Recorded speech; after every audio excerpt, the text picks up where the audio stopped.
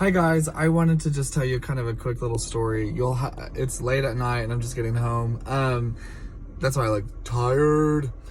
So anyway, I was in a reading today and I acknowledged this gentleman that was in front of me for about 45 minutes. It was a great reading, and then his wife was sitting next to him.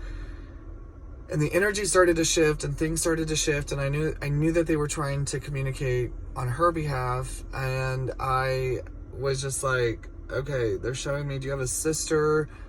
She goes, yes. And I said, there's something about her going to like a doctor's office and getting checked out.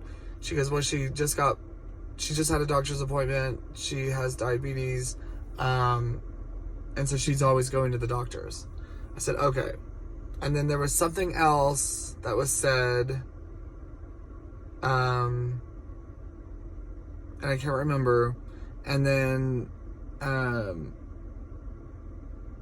it got real interest. Oh, it was, who's the daycare worker? And she said, my sister is. And I said, okay. They said to check in on her. They said, just make sure that you check in and make sure that everything is okay. And then like a moment later, like a pause, it got real deep. Like all of a sudden I was like, oh my gosh. So this is the first time that's ever happened in a reading, but they're showing me that you need to make sure she's not going to do anything to cut her life short. And she goes, that just doesn't make any sense, you know? And I was like, listen, I just know that anything, that I see has value and merit, and I may not know where it goes exactly, but there's something there. And so keep in mind, her sister's not even there. I didn't even know she had a sister. The reading wasn't even for her. And she goes, well, maybe her husband, maybe that's a better husband.